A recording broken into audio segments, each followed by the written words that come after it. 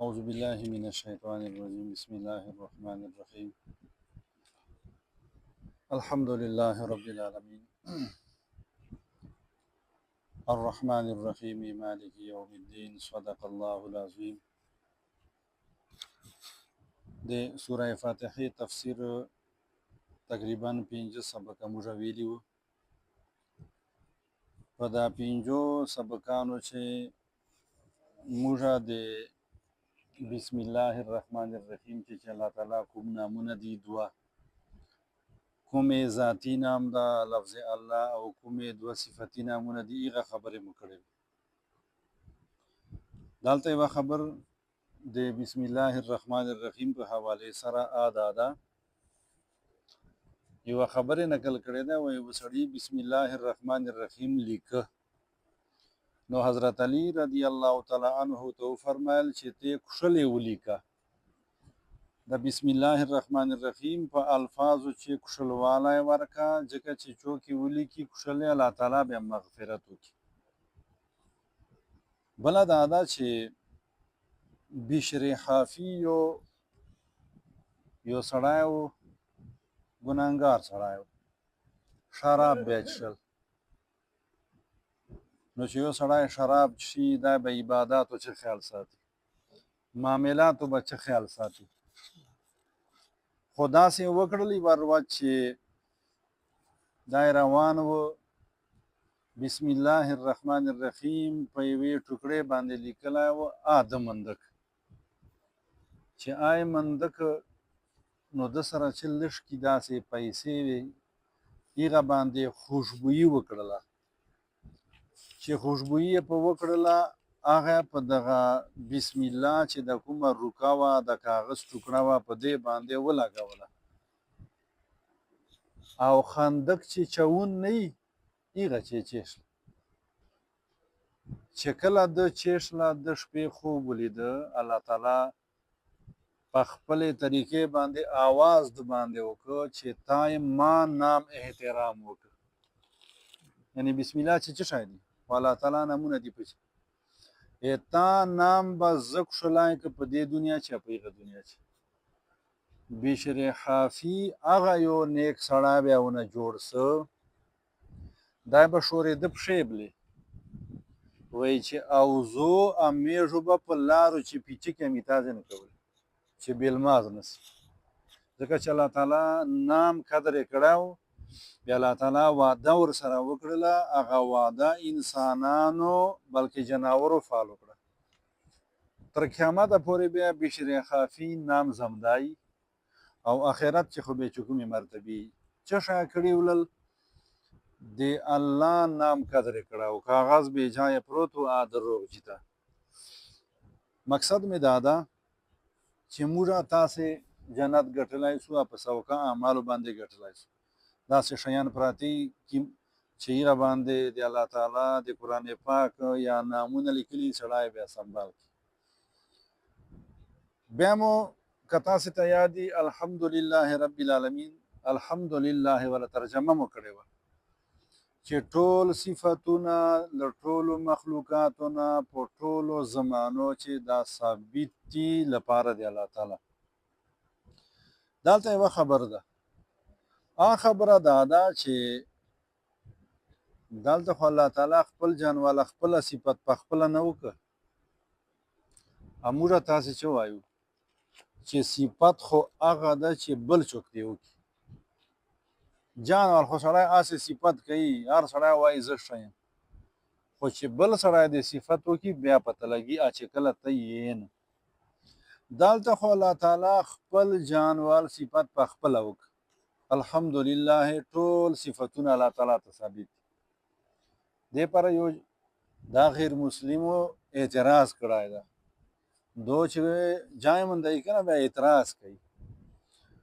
هغه پر یو جواب دا ده چې الله تعالی دا په علم چې وه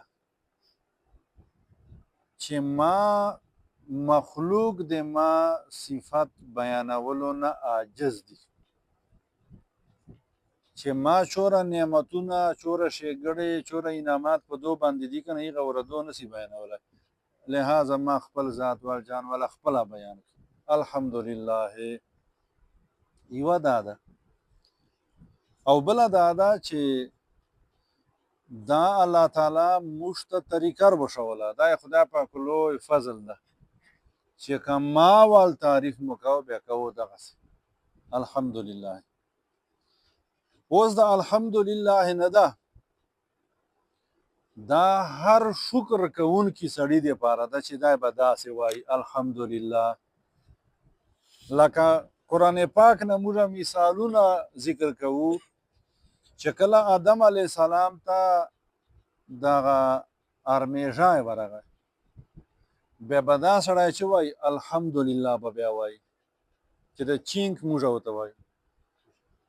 بیا چې څوک د الحمدلله وار وي بیا به هغه ورته وایي یهدیکم الله یرحمکم الله، الله تعالی دې په تا باندې رحم وکړي.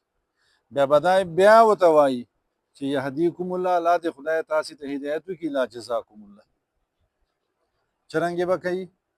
اول به هغه ارمیژي کوونکی الحمدلله ووایي، بیا چې کله دا الله تعالی حمد بیان کړي بیا به دا هغه ارویدونکی یرحمک الله ووایي، بیا به د ارمیژي کوونکی بیا یهدیکم الله ورته ووایي چې الله تعالی دې تا ته هدایت وکړي. دا درې مسلې. بله دا ده چې کله نوح علیه السلام الله تعالی ظالم قوم نه آزاد که، بیا چې وویله الحمدلله الذي نجانا من القوم الظالمین. وایي ټول صفتونه هغه ذات دپاره دي چې زه خلاص کړم له ظالم قوم نه. نو له مصیبت نه خلاص للی بیا به الحمدلله وایي. ارمیژای درغی بیا به الحمدلله وایي. ابراهیم علیه السلام ته الله تعالی اسماعیل علیه السلام او اسحاق علیه السلام ورکړل، نعمتونه په وکړل، نو بیا د چې وویله الحمدلله الذي وهب لي على الكبر اسماعیل او اسحاق. یعنی ټول صفتونه هغه ذات لره دي چې سره د ستروالي، چې یو سړی 100 سال عمر 96 سال، یعنی على الكبر ستروالي باندې ماته الله تعالی اسماعیل راکړه او اسحاق راکړه علیهم الصلاة والسلام. نو ارمیژي په ټیم، مصیبت درې کېدلو په ټیم او الله تعالی لوري نه یو انعام میلاو کېدلو په ټیم به الحمدلله سړی وایي. داود علیه السلام او سلیمان علیه السلام وقالا دواړو وویل الحمدلله الذي فضلنا على كثير من عباده المؤمنین. دواړو وویل چې ټول صفتونه هغه ذات دپاره دي چې هغه موږ ته په ډېرو خلکو باندې فضیلت راک. منې داود علیه السلام پیغمبر، سلیمان علیه السلام پیغمبر، داسې بادشاهي چې تر قیامت ورځې پورې دغوندې بادشاهي چاته نه ده چې که دنیا ډېره ترقي وکړي ډېره ترقي وکړي خو بیا به جاز الوځي په ډیزلو که نه په انجل، دول تخت به دغسې الوتي. منې دغوندې بادشاهي په پیرانو او په انسانانو او په هر چیز هیچ چاته نه ده میلاو. او پیغمبر علیه السلام کله ویلې ده الحمدلله، دا صرف جی الحمدلله یادو، الحمدلله الذي لم يتخذ ولده. وایي ټول صفتونه هغه ذات دپاره دي لم يتخذ ولدن چې هغه بچي نسته، هغه کورواله نسته، وحده لا شریک ته. په دغه ټیم باندې به الحمدلله وایي. او جنتیان چې کله جنت ته لاړ سي که نه بیا به چې وایي الحمدلله الذي اذهب عنا الحزن یاخذنا.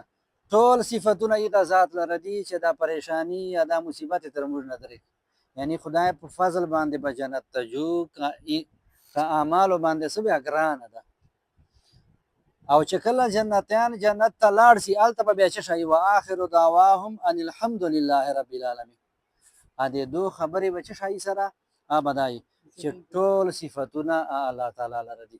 نو په کار د دوه حالتونه به یې سړي وال، خو یا بلا خوشي الله به نه خوش. مقصد دا د الله به خوشحالي الله به غم خدای مو دې ونه وساتي.